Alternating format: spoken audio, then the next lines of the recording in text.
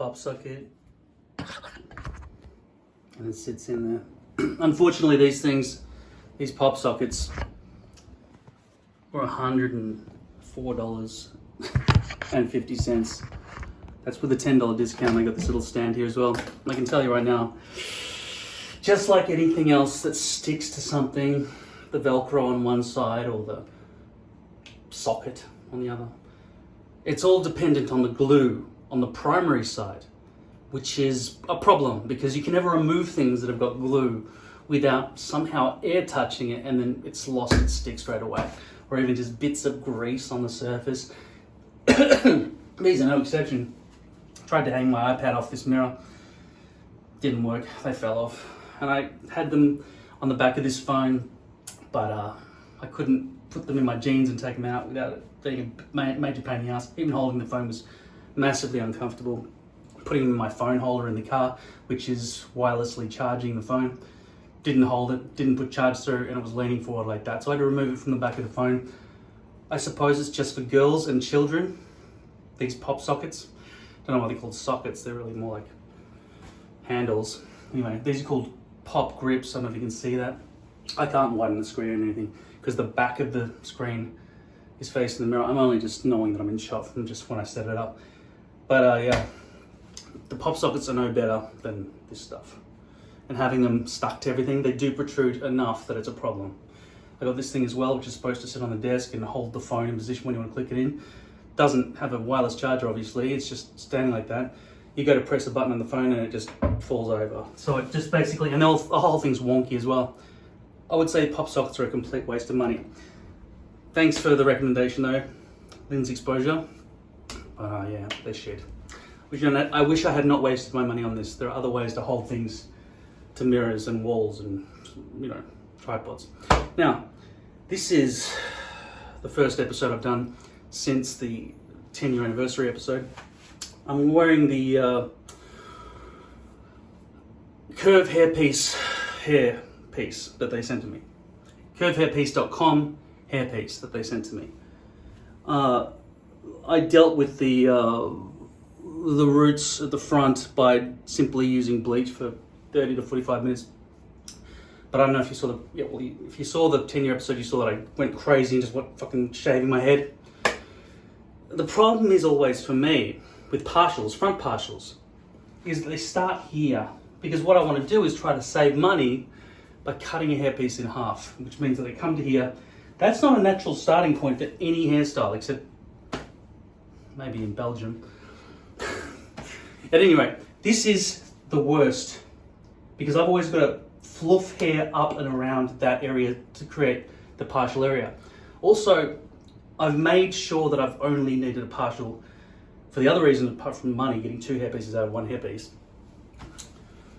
is I can see this area in the mirror, front on. I don't need a camera system, and if I'm somewhere else and I want to do a touch-up or whatever else, I can still do that using any available mirror, because there is no elaborate mirror system in other locations.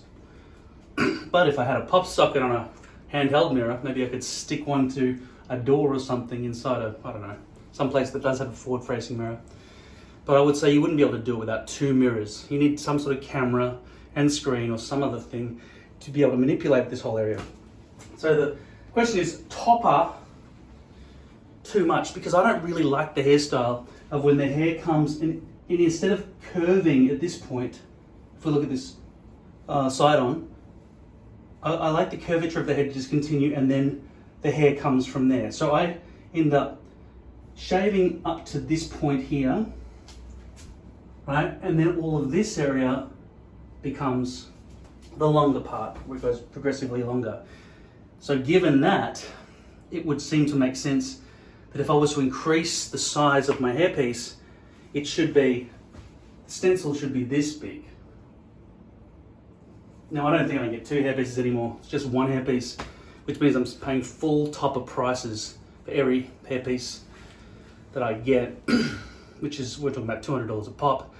That's $200 a month instead of $100 a month, which is what I'm paying. You know, I buy in bulk usually, so I don't usually pay $200 per month. sorry, $200 per hairpiece. I usually pay like, say, on average 180 per hairpiece. So it's 90, right? 2 months. So I can still achieve $180 per hairpiece.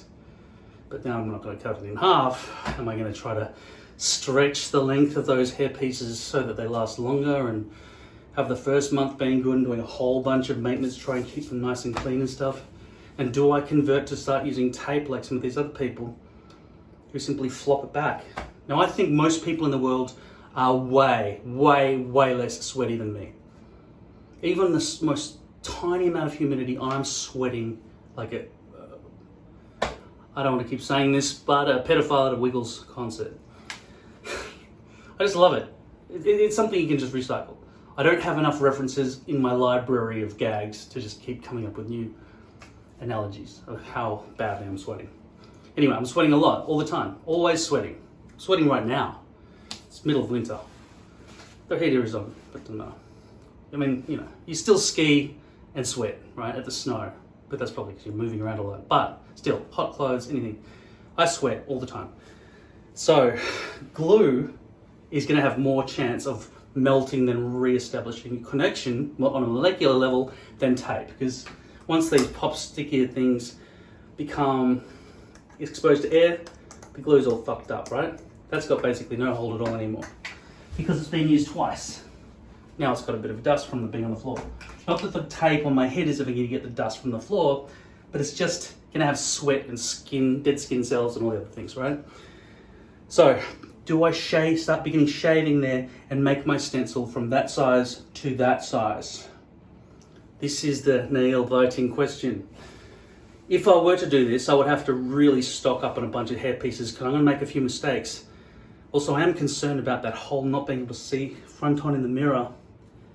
And it's kind of irreversible. But the amazingly good thing is about this is that I can shave my head to a set level, right?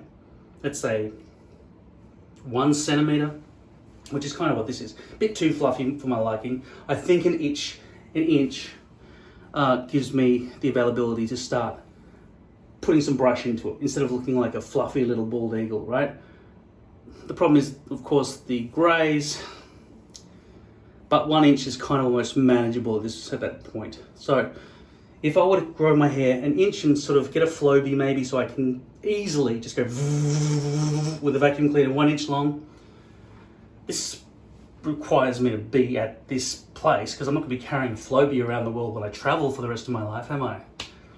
So it's not something easy, but I could go to a hairdresser potentially, take the hairpiece off and say, listen, quickly, just fucking shave my hair to 1 inch, please, right? I don't know that hairdressers can actually do that. And if they start getting lower, then there's no overhang. But then I don't need the overhang because it's going all the way back to there. Then I've got the problem, and this is something you people who wear full toppers all the time have to deal with, I suppose, is the sides and the back. What does that connection point look like? If I have short hair all around here, then I've got a groove line here. So I brush it all over to one side and just let that glue get exposed and shiny or whatever? Or do I still continue to sort of fluff it? See, I know you might be thinking, well, you're balding a bit at the back, so why not just cover that bald patch as well and just do a full topper?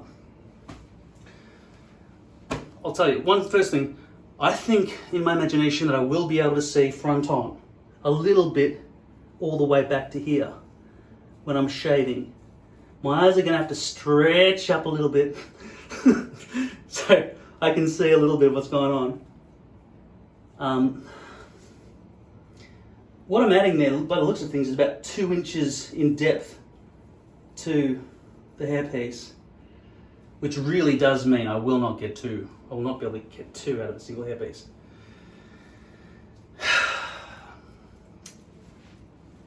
But the good thing, it's not a good thing, there's no good thing. It's all bad. It's all very bad. The good thing, the only good thing is there won't be no freaking lump. But the discipline of me just growing my hair long enough to fluff it there means that I don't have to pay for 1 hairpiece instead of 2. It's double the amount of money it costs, right? I don't really want hair to flop back over that area. And shaving all that back there, it's really not necessary for how much hair I've got growing back there. Like if my hair was like that, all the way around the front, I wouldn't even wear a hairpiece. I would just fucking go a little bit bald, but not very bald, right? That's how I feel about this bald patch. Sometimes it looks really bad and really aggressive lighting. Or if I've got some shiny product in there and the lighting's all straight on that spot. Other times I'm like, it's not that bad. So, the question is, do I want to sort of upgrade all my systems? It will be totally easier for me to just, when I take a hairpiece off, just shave it all to 1 inch or whatever else, uniform length, because that can all be one length all around there. It's only from this point onwards that I ever really fluctuate the length of the hair. So I'd still use the same cutting method, but back here, does the hair fluff around in all directions or what goes on? Guess it's the same problem as always. This connection point here, this perimeter, it's never perfect, is it? It's always got some kind of overhang or gap. And then bits of dirt can get caught in that line where it connects there. Plus I've got a year's supply of hair pieces that are cut to this size. So maybe what I'm talking about is waiting until I've used them all up. But they are medium light density. They're very light density. You can see through. They're not good, right? Even though it did cost me $1,000. I've worn 2 of them. See, I never really want to wear a hairpiece that is not medium, at least. Well, just medium. I don't want to wear more density. But medium density works really well. This is medium density right now, right? But this lump, I can overcome that problem by spending money. And it's not like I can hand these over to anybody who's going to wear exactly my size, old style stencil size. I'm going to donate it to some cancer victim who people have only got cancer there. It's not cancer, it's chemotherapy, right? But you don't just bald there. Some school might want to use them for sideburns and stuff, I don't know. At any rate, I'm highly thinking about it, increasing my stencil and spending full price. I know that's a huge amount of wasted hair. Huge amount. I would cone all of that out.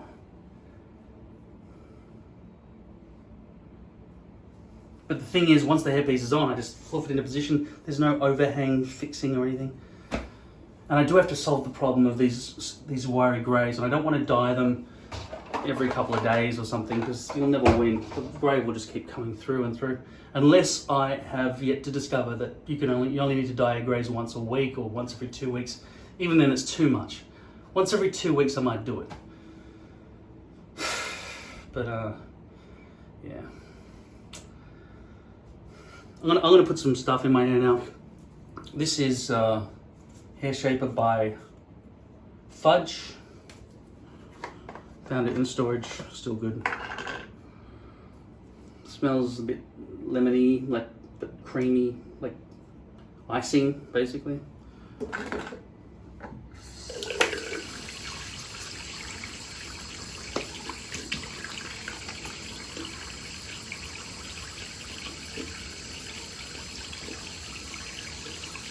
So there's the overhang. There's quite a big overhang here.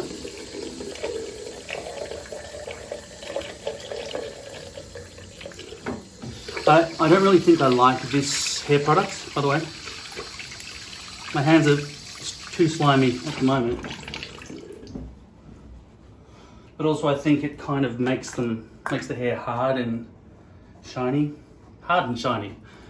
That shouldn't be a goal with hair product. You should be aiming for a matte finish, soft look. But yeah, you can see the shine and the sort of the bristles all gathered together and stuff.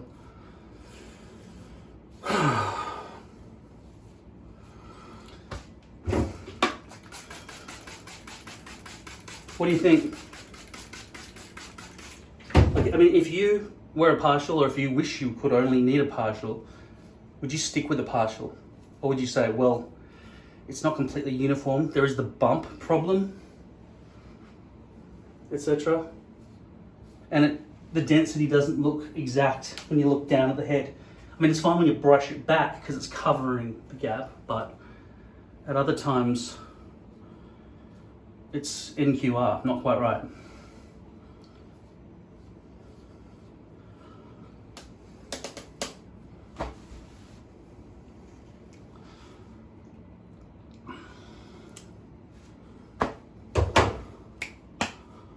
Maybe I can do a deal with curvehairpiece.com. I do like this hairpiece, but if I'm going to be paying full price, I might need to buy an even more bulk so I get even more discount. We'll see how it goes. It's a pity I can't do custom though, because if I cut that much out, there'll still be that much hairpiece left that I've got to throw away, and I'd think, oh, okay, cool, I can make a frontal out of that, but I won't be able to wear a frontal anymore because my shave zone will have increased. It's a scary thing. It's almost as scary as shaving your hair in the first place when you start wearing your hairpiece. Well, not as scary as that. Nothing's as scary as that. It's like jumping out of a plane. Anyway.